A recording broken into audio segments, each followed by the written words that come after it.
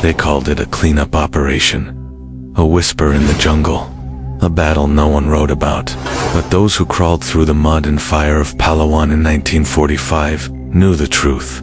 It was not a mission. It was a sentence. And for one man, it became the edge of hell itself.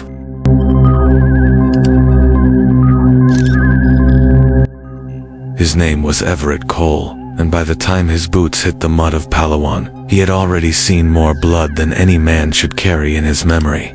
But nothing in Leyte, nothing in the typhoon, nothing in the blackwater nights of the Pacific prepared him for this place. Palawan didn't feel like a battlefield. It felt like it had already died and was now waiting for them to do the same. The air was thick and wet, like breathing through an old rag. The jungle so dense, it swallowed sound. It devoured light. And as they stepped off the landing boat, every man knew something was wrong. The mission was to flush out the last retreating Japanese units. But everyone in Everett's platoon knew that wasn't what this really was. This was cleanup. Ghost hunting. Hunting men who didn't want to be rescued, who had stopped being soldiers and become something else. Everett held his rifle tight as they pushed forward through hanging vines and cracked branches. His uniform stuck to his skin, and the sweat never stopped. Lieutenant Riker led the 14-man unit with a face carved from granite. He didn't talk much, just gave silent hand signals and expected you to follow. The deeper they moved, the quieter everything became. Not natural quiet, jungle quiet, the kind that made the back of your neck itch. They passed rusted canteens, bullets, trees, and then they saw it. A helmet, sitting alone on a stump, perfectly placed, clean, untouched, not a drop of blood. No body, just that helmet, like someone left it as a message. Riker held up his fist. They stopped. Everett stared at it. He had seen this before. In Leyte, this was bait. This was how it started. The jungle, watching the jungle, deciding. Then the shot came. Sharp, fast. One crack and Private Dunn was down. No scream, no warning, just gone. The platoon hit the dirt. Everett's heart slammed in his chest. He scanned the green walls around them. Nothing moved. Nothing made a sound. Then the voice came, calm, smooth, speaking English, like it had been waiting for them. Leave now, turn back, or join him in the dirt. The voice didn't come from one place. It came from all around. Then silence again. Riker barked orders. They pulled Dunn's body back. Blood soaked into the earth. But they didn't stop. They kept moving. Faster, angrier, sloppier. And Everett knew that was exactly what the enemy wanted. They didn't speak for over an hour. The jungle spoke enough. Branches cracked beneath their boots, but nothing else dared to make a sound. Not a bird, not a bug, not even wind. It was the kind of quiet that crawled into your ears and stayed there. Everett kept to the middle of the group. His eyes scanned everything. Every tree looked like it held a rifle. Every shadow looked like it breathed. They passed a wrecked radio post, burned, half sunk into the swamp, still warm, which meant whoever had been there wasn't far. Riker gave a signal. Circle formation. Keep low. They moved slow now, like ghosts among ghosts. Everett felt his breathing grow tighter, like something was pressing down on his chest. The kind of pressure that didn't come from weight, but from memory. The same feeling he had before the ambush at Leyte. The same feeling just before the sky turned red and half his friends vanished. They found more signs. Empty ration tins. Cigarette ends, still smoking. Someone was watching them. That was clear. But no one showed their face. No one fired another shot. It was worse that way. Being hunted, but never seeing the hunter. Private Harris tripped on something buried in the brush. He knelt down and pulled out a rusted dog tag. American, not Japanese. Everett stepped closer, brushed away the dirt. 3 more tags, all theirs. From units that had never returned, one still had dried blood on the chain. Riker ordered silence, but everyone already knew. They were not alone, and they were not the first. Everett pocketed one of the tags. He didn't know why, just that it felt wrong to leave it. Then something cracked behind them. Not a branch, a rifle. But no shot came, just the sound. Just a reminder. We see you. Riker raised his hand. They froze. 10 minutes passed, maybe more. Then he motioned forward again, and they walked on, deeper, further from the coast, further from help, into a jungle that remembered everything, and forgave nothing. The deeper they moved, the heavier everything felt. The air thickened like it didn't want them there. The trees grew tighter, like the path itself was shrinking. No one spoke. No one had to. Every man carried the same question. Why hadn't they turned back? Why did they keep going? They should have called for evac. They should have sent word. But Riker was the kind of man who didn't ask for help. And Everett was the kind of soldier who didn't leave people behind. That's why he'd stayed. That's why he was still here. He kept remembering Dunn's face, frozen, still, like he hadn't died screaming, like he hadn't even had time to realize he was gone. The trail curved down a slope, where the jungle opened just slightly. That's where they saw it. The ground dipped, forming a low ravine, a shallow pit half covered in vines. Flies buzzed thick in the air, and the smell hit before their eyes adjusted. It wasn't fresh, but it wasn't old either. They stepped closer, boots sinking into mud that didn't feel like mud. Then they saw what the vines were hiding. Bones, dozens of them. Some stripped clean, some still wrapped in rotted cloth. One skull wore an American helmet, the same model Everett had been issued last year.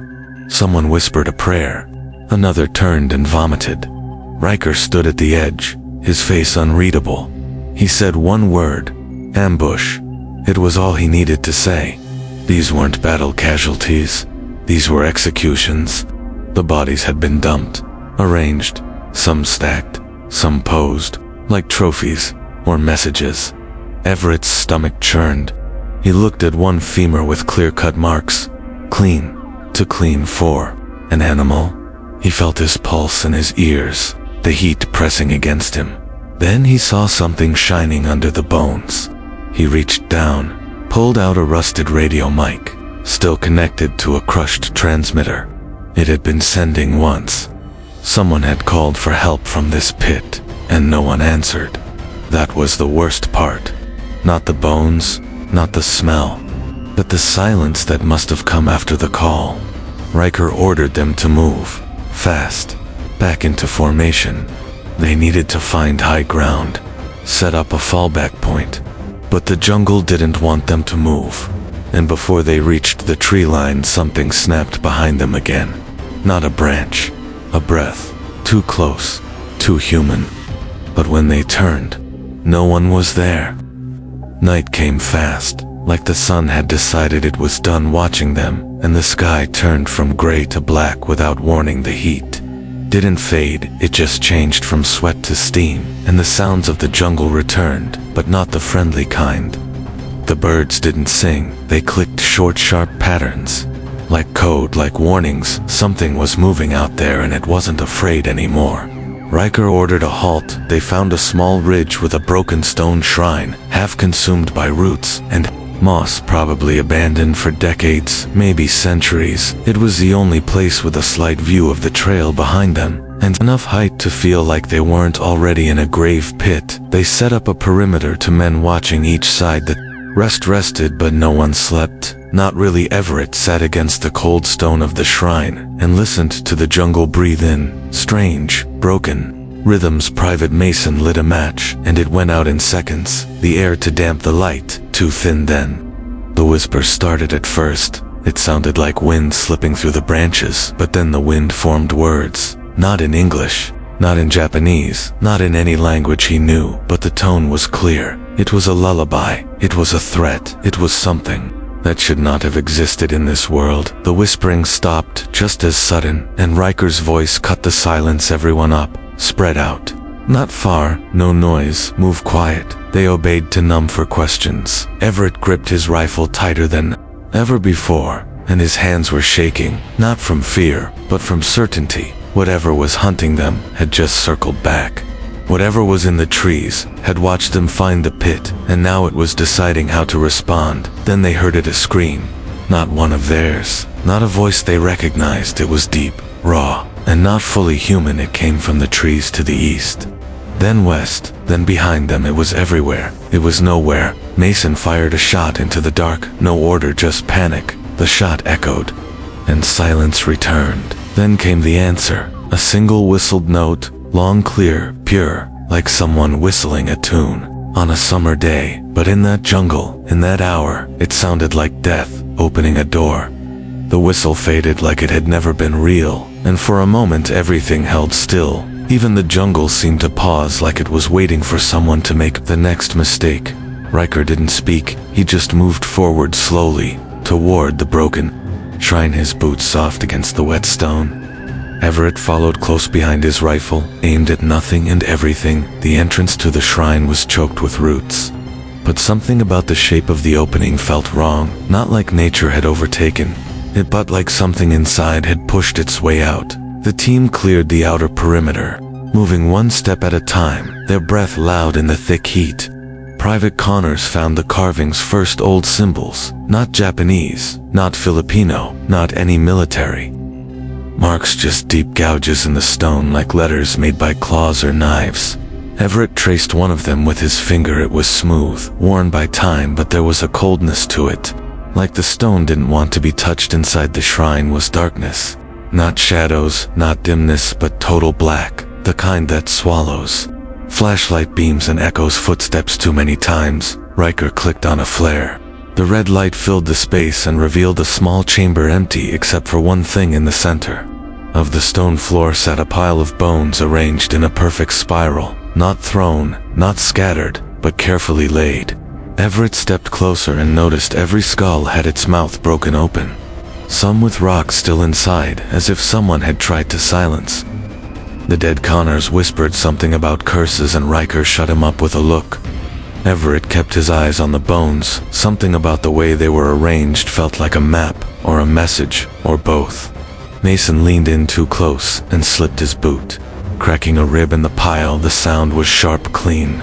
It echoed more than it should have, and then they heard it again. That whistle, but this time it was closer. This time, it came from just outside the shrine. Riker raised his weapon, and the others did the same, but no one moved toward the entrance. No one breathed for 5 full seconds.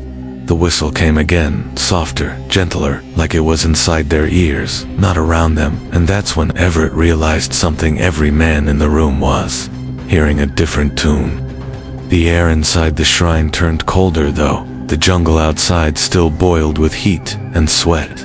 It was the kind of cold that didn't touch your skin but wrapped around your bones. Everett backed away from the spiral of bones, his heart pounding, but steady. His training was trying to fight what his instincts already knew. This place wasn't a ruin, it was a mouth, and they had just stepped onto its tongue. The red flare dimmed, the shadows grew longer, and Mason looked ready to scream. Riker ordered a fallback. They moved fast out of the shrine, back into the jungle, where the night had become even darker. Somehow, the trees seemed to have moved closer. Everett looked behind them as they retreated, and he swore the shrine was no longer broken, that the roots had closed the doorway, like a wound sealing shut. Harris tripped over a vine, and Everett grabbed him, dragging him up, just as something sliced through the air where his head had been a second before. Not a bullet, not a blade. It was faster, thinner, sharper, like wind shaped into a knife. Riker shouted, "Contact! Fire on movement!" They opened fire into the dark trees, into the vines, into the shadows that didn't move. The rifle bursts lit the jungle for moments at a time, and in one of those flashes, Everett saw something between the trees, something tall, too thin, face painted in mud, or blood, or both, holding something that looked like a broken flag. It was gone by the time the flash faded. The silence after the gunfire was thicker than before. Nothing moved, no return fire, no sound, just breathing, ragged and real. And then Mason started shaking, pointing at the treetops. No words, just fear. Everett looked up and saw figures, not men, not soldiers, but shapes, human-shaped, hunched on branches that should not have supported. Wait, their eyes glowed, not with light but with reflection, like animal eyes, like whetstones, and they weren't blinking, they were watching. Riker gave a single motion, retreat. Now they moved through the jungle fast. No path, no plan, just a way. The figures didn't follow, not yet, they just watched. And the last thing Everett heard as they ran was that same whistle again, now with a second voice joining in. The jungle did not let them run quietly. Every step was a splash or a crack or a gasp, but they didn't stop. The sound behind them had changed. No longer whispers, no longer whistles. Now it was footsteps, but not on the ground. It came from above. Branches bending and releasing high above their heads like something moved. Tree to tree, faster than they could track. Private Harris slipped again, and this time he didn't get back up. Blood pooled beneath him, and Everett dragged him behind a fallen trunk. Riker made the call, split into two groups, flank east, and regroup at the ridge by first light. Everett didn't want to leave, but orders were orders. He moved with his group, 4 men, including Mason and Connors, who had stopped speaking. Since the shrine, they moved slow through thicker brush, the trees closing in like ribs. Around the heart, the footsteps above faded for a while, then returned, always just out of reach, always just out of sight. They reached a clearing, half swamp, half rotted trees, and paused to catch breath. Everett checked the map, but the terrain didn't match. Nothing made sense. The jungle had changed paths, had vanished. Even the stars seemed wrong above them. Connors knelt to tie his boot and froze a second. Later, Everett saw it too. Just ahead, at the edge of the clearing, was a man, or what looked like a man, wearing an old U.S. uniform, stained and torn. His back was to them, and his head twitched in slow jerks like a puppet. The group raised rifles and called out, but the man didn't respond. Mason stepped forward, and that's when the figure turned slowly, with eyes too wide and a mouth that hung open without breath. Everett felt his knees lock. It wasn't a man, it was a shell. Skin stretched over something else, and then it collapsed into the ground, like it had never been standing, just melted into the swamp. The footsteps above grew louder now, and faster. They were being herded. Everett realized, not chased, not hunted, herded like cattle. Into a chosen spot, he grabbed Mason, pulled him back, and they ran again, branches slashing against their faces, boots slipping in mud, and every few seconds the sound behind them grew sharper and closer, until finally the jungle opened, and they were back on the slope just beneath the ridge where they were supposed to regroup. But only one other soldier was there, and he was alone, shaking and staring at the tree line, saying one sentence over and over again: "It took Harris, it took Harris, it took Harris." The fire they built was small, barely more than a flicker, but it was all they had. The ridge gave a little space, a little height, but not enough to feel safe. Everett sat with his back to the slope, his rifle across his lap, his eyes refusing to blink. Too long. Mason paced in slow, tight circles, whispering to himself. Connors hadn't spoken since the swamp. The 4th man, Private Bell, just stared into the trees, gripping a flare like it was a weapon. Riker's group hadn't returned. No signals, no flares, nothing, just absence. Just the sound of something large still moving through the trees above them, always above them, like it didn't want to touch the ground. Everett kept hearing the words. It took Harris, not killed, not dragged. It took him, like he had belonged to something else all along, and had simply been reclaimed. The soldier who had made it back was Private Lenning. His eyes were wide, unfocused, and his uniform was soaked in something dark. He said nothing new, just sat and stared and mumbled the same words over and over. Everett tried to ask what happened, who took Harris, what direction they went, but Lenning only rocked back and forth and held a broken dog tag in his hand. The fire hissed as the wet air tried to kill, and Everett fed it dry leaves and bits of cloth, anything to keep the glow alive. The trees around them pulsed in and out of the dark like they were breathing, and then came the sound, not footsteps, not voices, but something in between, a dragging shuffle. Slow but steady, from the direction of the slope. They aimed rifles into the dark, called out no answer, then from the left.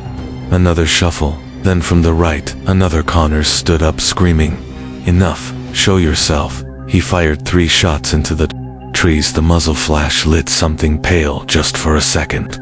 Something crouched too low with arms too long, and a face that looked like stretched paper, and then gone. The fire dimmed and Mason dropped to his knees, whispering a prayer to something older than any god Everett had ever heard of. Bell stood up, lit the flare, and threw it high. It exploded red light into the canopy, and that's when they saw them, dozens, maybe more, shapes human-sized, hunched and swaying, perched in the trees above. Them not moving, just watching, all wearing parts of old uniforms, some American, some Japanese, some unmarked, as if they had dressed themselves in the memories of soldiers. Everett lowered his rifle. Just for a second, and one of the shapes smiled. They didn't come down at first. They just watched, silent and still, like they were waiting for some invisible signal. Everett's hands were trembling. Now not from fear, but from exhaustion, from the weight of knowing nothing they did mattered anymore. Bell raised his rifle, but before he could fire, something dropped from the trees, fast and silent, and he was gone, pulled upward like a puppet on a string. No scream, just a gasp, and then nothing. Mason ran toward the fire and fell face first into the dirt. Everett dragged him back, and Connors opened fire into the treetops. The bullets hit branches and leaves, but none of the shapes flinched. Not one of them moved. They were untouchable. The fire hissed lower again, as if the jungle was swallowing it, and then the first one stepped into the clearing. It looked human. It wore the remains of a Marine uniform, but its face was too smooth, its eyes too wide, and it walked like it didn't understand how legs worked. It didn't speak, just pointed at Everett, and behind it, more shapes began to move, finally stepping down from the branches onto the wet moss without a sound. Lenning stood and smiled wide and unnatural, and said the words, "Welcome home." Everett didn't wait. He grabbed Mason and ran, pulling him through the brush, as Connors covered them with bursts of blind fire. The shapes didn't chase, they just followed slowly, always just behind, always just enough to be seen. Lenning didn't move. He stood, smiling, arms open like a preacher greeting ghosts. They didn't look back, not once. The jungle tore at them with branches and thorns like it wanted them to stay. Roots grabbed their boots, vines wrapped around rifles. Mason stumbled and Everett yanked him up. They kept moving until even the whispers faded, even the shadows felt empty, and finally, they collapsed near a dried stream. No idea where they were, no signal, no map, and no more bullets. Everett looked at Mason and said just one thing: "Next time we burn the map before we land." The night dragged like a wound that wouldn't close. They didn't sleep, they didn't speak. Mason's eyes stayed wide, never blinking, and Everett sat with his back to the mud, waiting for the sun that might not rise. The jungle was quieter now. No whispers, no footfalls, just the kind of silence that feels like teeth breathing on your skin. They tried the radio again. Static, nothing. Riker's voice never came. Everett tried to count how many had fallen since the beach, but he couldn't remember all the names anymore, just faces, flashes and smoke, some screaming, some smiling, and he hated that he could forget, even for a second. Then something moved across the stream, not walking, floating like a shadow stretched too long. Everett stood, rifle up, but the shape faded before he could aim. Mason just whispered, "It's not real. They want us to see it. They want us to remember it and forget everything else." Everett believed him. The jungle didn't need to kill them. It just needed to confuse them long enough for the rest to fade. He pulled Mason to his feet. They walked again, nowhere, just forward, toward something not marked on any map, and behind them, far back in the trees, a whistle returned, soft, broken, like it didn't know how to finish its own song. The clearing came just before dawn. Light didn't reach it, but the trees stopped, like they were afraid of something deeper. Inside the center held a stone altar, cracked and old, covered in symbols none of them understood, but Mason dropped to his knees in front of it, like he had always known it was there. Everett felt it too, something pulling behind his ribs, not pain, not fear, just weight, like the jungle had wrapped a hand around his heart and was squeezing. Slowly he stepped forward, touched the altar, and saw flashes, not visions, memories, but not. His men screaming, a flag burning, a hand with no fingers pointing toward the sky, and then silence when he pulled away. The stone was warm, too warm, and Mason was smiling like a child who had just come home. Everett shook him, but he didn't respond. Just whispered, "We're not lost, we were brought here," and the jungle remembers. Riker's voice came from behind. Hoarse and low, and real. Everett turned and saw him limping, blood on his chest, and eyes darker than before. Riker said, "Only one thing you can leave, but something has to stay." Everett didn't answer right away. He stared at Riker, saw the blood, saw the eyes, and knew something inside the man was gone, or worse, replaced. Mason stood behind him, nodding, like he already knew what must happen. Riker pointed to the altar again and said, "Someone stays, someone is remembered, someone feeds the memory." Everett raised his rifle, but it felt heavy, like the jungle itself pressed against his arms. Mason stepped forward, placed his dog tags on the stone, and said, "I belong here now." The jungle called me. Everett wanted to scream, but no sound came, only heat, only that whistle again, just behind the trees, waiting for his choice. Everett lowered his rifle, slowly stared at Mason, then at Riker, then back at the altar. Something in him broke, not fear, not grief, just the last thread of belief that they'd ever leave untouched. He turned without a word, walked into the trees away from the altar, from the jungle's heart. The whistle grew louder, but he kept going. The weight faded with each step, like the jungle had made its choice, and so had he behind him. Mason knelt by the stone and whispered goodbye, not to Everett, but to the world. Everett found the river by midday. The trees no longer whispered, the shadows no longer followed, and the air felt normal again, empty, but real, a rescue. Chopper spotted his signal hours later. They asked what happened. He just said, "Wrong map, wrong." Or later in the hospital, they gave him meds and therapy and medals, but no one believed what he saw. And when he looked in mirrors, he sometimes swore. Mason stood behind him, smiling, whispering that the jungle never lets go. It only lets you carry it home. Some battles never make it into history books. Some names are never carved into stone, but their screams still echo through forgotten jungles and haunted silence. If you felt this soldier's story, if the jungle whispered to you, to honor it by subscribing. More untold truths are waiting in the shadows.